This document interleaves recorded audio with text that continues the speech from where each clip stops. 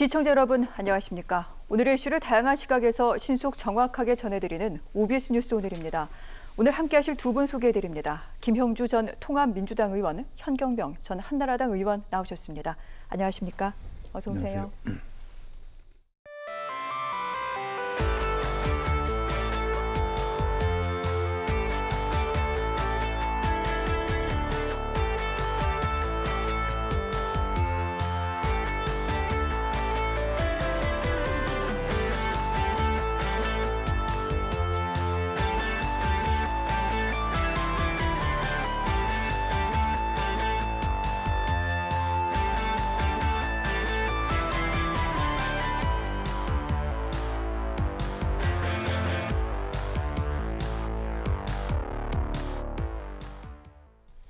현재 코로나19 확진자가 수백 명이 나온 사랑제일교회, 이 교회를 이끌고 있는 전광훈 목사에 대한 국민들의 비난이 매우 거셉니다. 전 목사 또한 어제 코로나19 확진 판정을 받았고요. 서울의료원으로 이송이 됐습니다. 그런데 보건당국에 자신이 검사 받는다는 사실을 미리 알리지 않아서 서울시는 병원에 신고를 받고 나서야 검사 사실을 확인했다고 합니다. 국민들은 제2의 신천지 사태가 일어나는 게 아닌지 굉장히 우려가 큰 상황이고요. 특히 사랑제일교회와 코로나 집단 감염, 최소 6개 시도로 급속히 확산되고 있기도 한데 방역당국 상당히 좀 비상에 걸린 상황이기도 합니다. 그런데 전광훈 목사 이런 발언을 하기도 했습니다. 일일이 다 제가 전해드리진 않겠습니다만 일부러 코로나에 걸리게 만들었다. 자신들의 신천지와 다르다. 폐쇄한다니까 보건소가 감동 먹더라 등등의 발언을 하기도 했는데 이번 광화문 집회에서는 자신을 이 집회에 참석하지 못하게 하려고 일부러 바이러스를 자신들의 교회에 갖다 뿌린 게 아니냐 이런 바이러스 테러론까지 얘기하기도 했습니다. 이런 상황에서 사람들 정말 신천지 사태가 재현되는 게 아닌지 굉장히 좀 우려가 큰 가운데 이런 발언들을 일삼는 것들을 계속 봐야만 하느냐라는 질타의 목소리가 크기도 합니다. 두 분께서는 어떻게 생각하고 계신지 먼저 김 의원님부터 말씀해 주시죠. 네, 우선 이제 반사회적 행동이라고 보여집니다. 네. 이것은 어떤 종교의 문제도 아니고 실제적으로 코로나 바이러스의 전체적으로 2단계에서 굉장히 어려운 어떤 수도권 N차 감염이 계속되고 있는데 아무리 이제 본인이 어떤 정부에 대해서 비판적 목소리를 해야 한다 하더라도 상당히 많은 처음에 집회 신고 주천이 아닐지라도 100명 정도가 동아면세점 앞에서 집회를 하겠다라 해서 집회 허가를 냈는데 네. 그것과 너무 거리가 먼 어떤 행사가 되었다라고 하는 측면이 하나 있고 또 하나는 보석을 했다고 했을 때 보석의 전제가 있지 않습니까? 스스로 격리를 한다든지 어떤 조심을 해야 된다든지 그런 면에서 보석 어떤 결격 사유에 해당되는 일을 했다라는 측면. 또 하나는 광복절 날 그 집회에 등장한 어떤 일장기 이런 문제도 저는 있다고 보여집니다. 그런 네. 의미에서 그야말로 어떤 민족 정서라든지 국민 정서하고 상당히 많이 거리가 멀고 단순히 개인적인 정서적인 혹은 정치적 문제의 측면이 아니라 국민 전체의 건강을 위협했다라고 하는 측면에서 네. 결코 간과하기 어려운 그런 어떤 반사회적 행위를 했다. 그리고 또 실제적으로 이것이 앞으로는 종교 집단 내부에서 어떻게 받아들일 수 있을지 모르겠습니다만은 북한의 우리 민족끼리가 했다든지 어떤 북한의 소행이다 이렇게 얘기하는 것은 진정한 의미에서 저분이 종교인일 수 있느냐 단순히 네. 반공주의자 이렇게까지는 얘기할 수 있을지 모르지만 그런 식으로 자기 소속 말하자면 신도들을 이렇게 집회에 나가게 하고 또 방역에 비협조적으로 하게 했다면 그거는 물론 조사를 해봐야 되겠습니다만은 그거 자체가 상당히 어떤 우리 한국 교회에도 부정적인 영향을 미치지 않을까 그렇게 생각이 듭니다. 네. 전광훈 목사는 공직선거법 위반 혐의로 재판을 받고 있던 중이었습니다.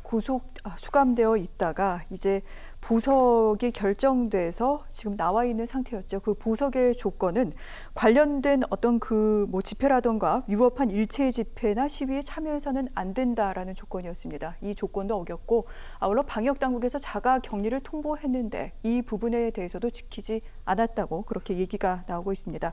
문제는 방금 저희가 화면으로 보여드렸습니다만 광화문 집회에서 마스크 전혀 쓰지 않고 상당히 오랜 시간 발언을 했을 뿐만 아니라 그 확진 판정을 받고 난 뒤 보건소로 이송되는 과정에서도 마스크 턱 아래로 내리고 뭐 전화 통화를 하는 등등 계속해서 끊이지 않고 말하고 이런 모습들이 사실 교회 신도들에게는 지킬 필요 없다 이런 신호를 주는 게 아니냐 이런 비판적인 얘기가 굉장히 많이 나오고 있습니다. 실제로 일부 신도들은 뭐 코로나19 확진 검사에 대해서 믿지 못하겠다 자신들을 탄압하는 것이다라고 거부하고 숨기도 하는데 이런 부분은 분명히 좀 더 강화되고 이런 말을 좀 못하게 해야 되는 게 아닐까 이런 생각도 들어요. 이미요 그런 발언들이 파장 효과를 가지기가 어렵습니다. 네. 이제 문제는 두 곳입니다.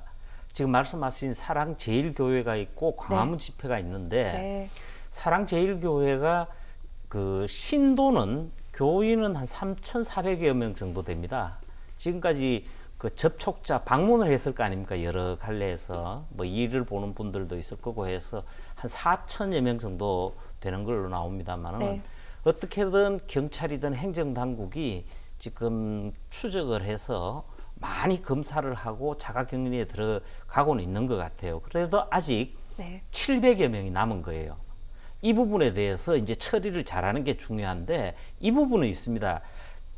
제가 분명히 말씀드리지만은 정광훈 목사라든지 광화문 집회에서 일련의 행동은 잘못된 겁니다. 네.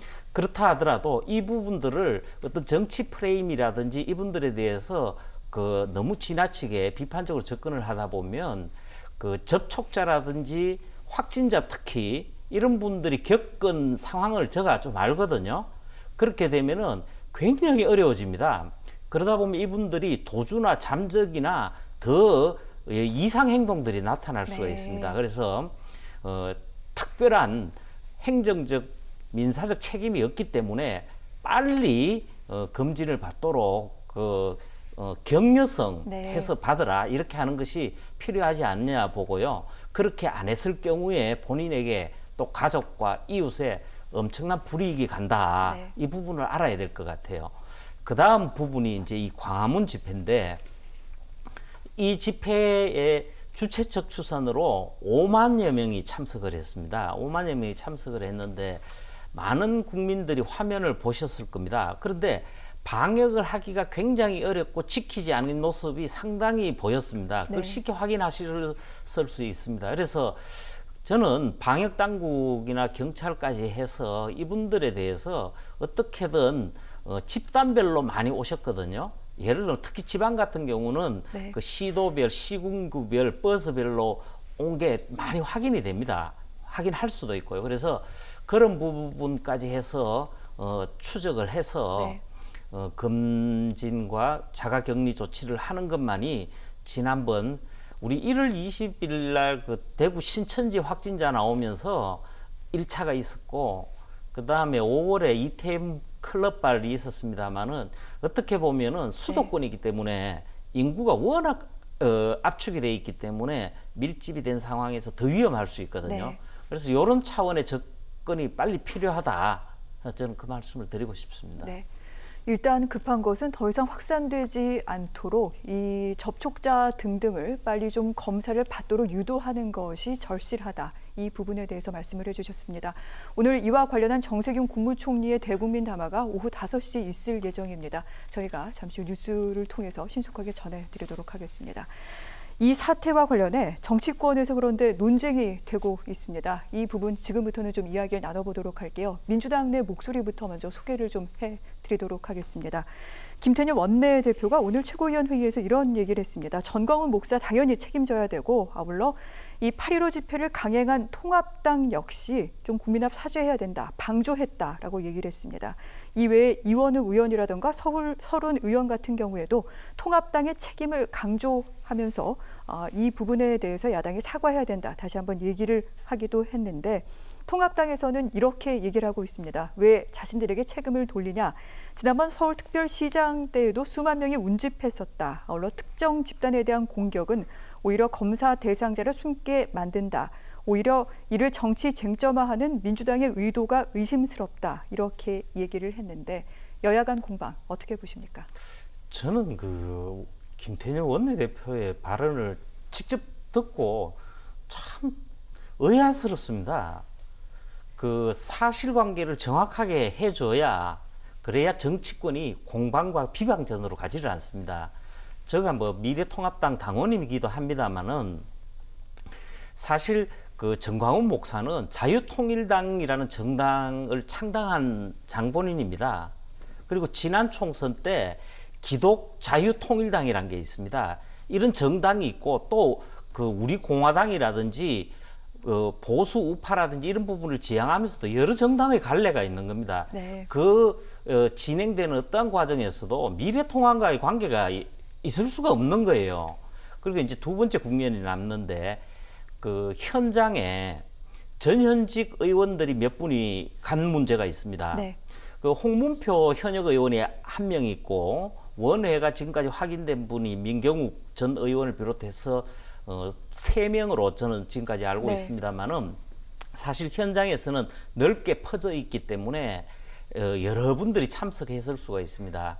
지금 그 코로나에 대한 대응에 대한 부분은 있는데 그 부분은요 사실 주최 측부터 해서 거리두기라든지 방역에 대한 거라든지 안전장치를 이걸 해두지 않은 거다 보니까 이런 상황까지 더 악화되고 있는 건데 사실은 그런 부분이 돼야 되겠지만은 원래 지금 벌어지고 있는 부동산 정책의 실패라든지 문재인 정권에서 벌어지고 있는 이런 국정 실패가 네. 잇따르는 거에 대해서 상당히 분노하는 국민들이 많은 부분도 있거든요. 그러다 보니까 그런 부분들에서 자연인으로 참석하는 분들이 적지가 않습니다. 그래서 그런 부분이 있는 것이라서 정당이 그 의원 또는 뭐 그 당원들이 오고 가고 참석하는 부분에 대해서 네. 일일이 확인할 수도 없고 그런 점이 있다는 거는 분명히 말씀드려야 될 것 같고 그리고 이제 그 코로나 부분에서 관련해서는 한 가지 부분이 남습니다만은 사실은 지금도 미래통합당 차원에서는 제가 할 일이 그거라고 봅니다. 뭐냐면은 얼마 전에 있었던 그 긴 장마로 인한 피해 이재민들이라든지 복구에 대해서 네. 각별한 관심과 지원에 나서는 측면이 있어야 되고 그리고 이 코로나 문제에 있어서도 그 사회적 거리두기 옛날에 이 직전까지 우리가 생활 속 거리 단계라 그래서 네. 이게 1단계 사회적 거리 단계인데 이제는 용어를 통일했거든요.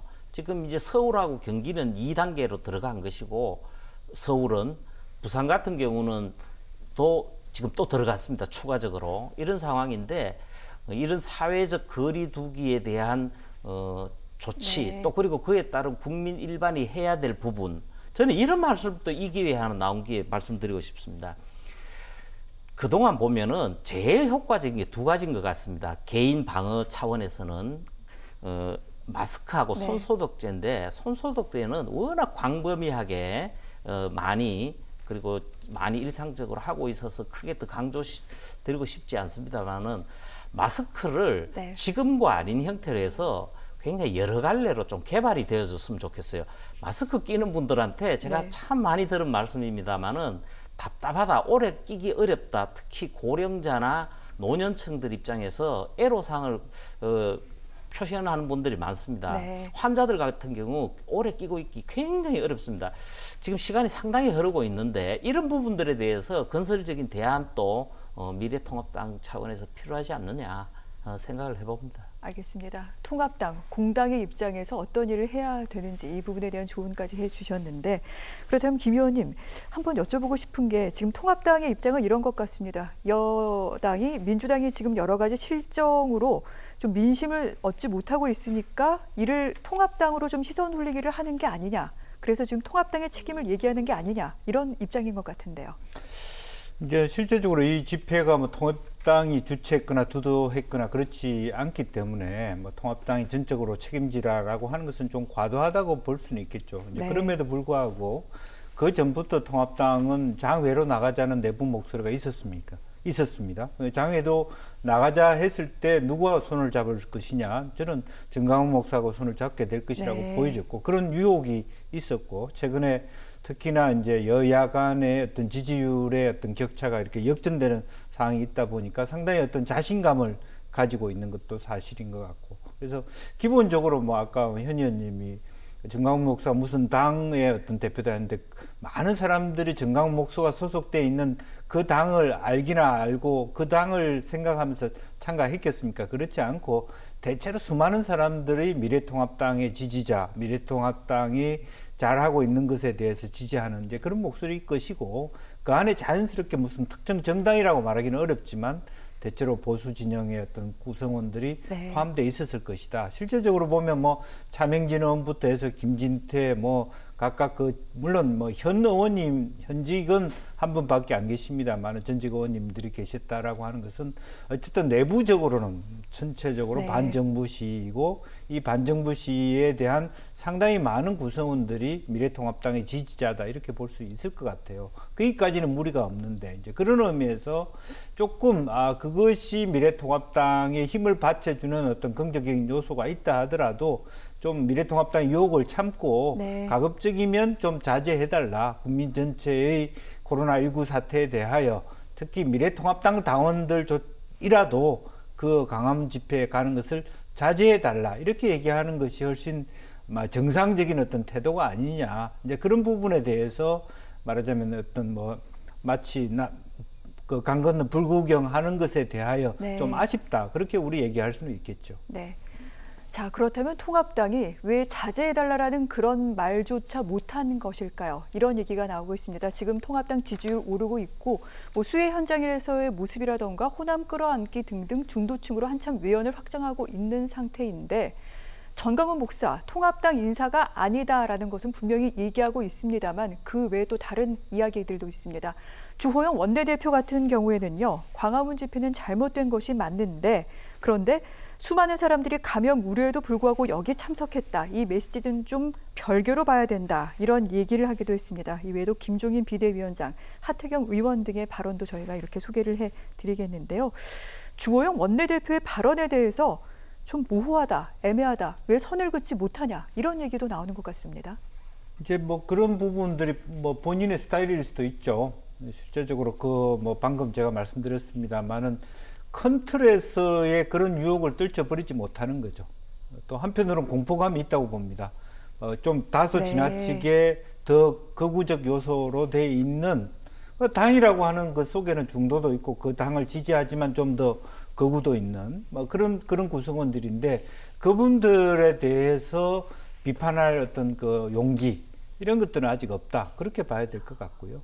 이제 그런 면에서 본인도 스스로가 그 집회가 갖고 있는 위험성 인지할 수 있다라고 하는 측면이지만, 그런 데 대해서 우리를 위해서 나갔는데 우리가 뒤에서 찬물을 끼얹을 수 있냐, 이렇게 말씀하시는 것 같습니다. 그렇군요. 아직 극우 세력과 결별할 용기까지는 나지 못하는 게 아니냐, 이렇게 말씀을 하셨는데, 그간 계속해서 통합당은 이제까지 그 보수 강경 세력과 선을 긋고 거리를 두고 있는 것만큼은 분명해 보입니다. 사실 이번이 기회가 아닐까 싶은데 선뜻 나서질 못하네요. 뭔가 조금 제가 볼 때 착오가 있는 것 같은데, 네. 그 미래통합당에게 그 참석을 자제해달라고 왜 말을 하지 않았는 자체가 저는 웃기다고 봅니다. 그런 관점이라면은 네. 더불어민주당도 해야 됩니다. 그리고 뭐 그런 차원에서 충분히 공당으로서 다 책임져야 되는 정도 차원에서의 접근성 또 이해관계성을 저는 못 느끼겠다고는 점을 말씀드리는 거고, 그리고 저도 부분적인 극우 세력 부분의 용어에는 뭐 인정을 하고 또 인식을 하고 있습니다. 그런데 거기에는 네. 굉장히 많은 애국 시민이 있습니다. 그리고 건강한 우파들도 많습니다. 그래서 너무 그렇게 몰아가다가 보면은 네. 더 큰 반향을 가져올 수도 있다. 이 점을 좀 말씀드리고 싶고, 또 한 부분인데, 사실 지난번 고 박원순 서울시장이라든지 조국 사태에서 다 보셨겠습니다만은 문바를 비롯해서 우리 국민들 일반을 굉장히 자극하고 분노를 일으켰던 저 좌파 세력들이 있습니다. 네. 그런 부분에 대해서 진중권 전 교수가 지적을 한 바가 있습니다만은, 진중권 교수가 본인은 문재인 대통령에 대해서 완전히 그 생각을 달리하게 된 게 가장 결정적인 게 세 개 중에 하나라고 그랬던 게 그 부분인데, 그 강성 지지자들이 대선 때 경쟁 후보들을 굉장히 그 문자 폭탄을 비롯해서 공격을 했습니다. 이때 당시에 그 부분에 대해서 이야기를 했을 때에 양념이라 그래 버린 거예요. 사실 노무현 대통령, 고 노무현 전 대통령이었다면은 네. 절대 그래서는 안 된다. 이렇게 말했을 거라는 거예요. 저는요, 그런 부분에 대해서 지도자일수록 시시비비가 분명해야 된다고 하는 점에서, 지금 누가 옳고 누구를 네. 그러다고 저는 이런 말씀을 드리는 게 아니에요. 오히려 제가 안타까운 거는 그렇게 할수록요, 더불어민주당은 더 어려울 겁니다. 어디 정치 프레임을 갖다 댈 게 없어가지고 코로나 이 확산 전국에 그걸 네. 하냐는 거예요. 그리고 미래통합당 입장에서는 그런 부분은 분명히 있습니다. 아까 제가 정책적이라든지 대안적으로는 건설적이고 적극적인 지지적인 부분이 있어야 하는 것도 분명하고, 그리고 정당 이름이 통합이라는 이름이 들어가 있듯이 광범위한 통합도 해야 되겠지만은 네. 최소한 가려야 될 부분은 있다는 것도 저도 분명히 인식을 하고, 더 신경을 써야 될 부분은 중도층이고 3040 세력이고, 네. 지금 관심을 가지고 지켜보고 있는 20대에 호응할 수 있는 모습은 분명히 보여야 되겠죠. 그렇군요.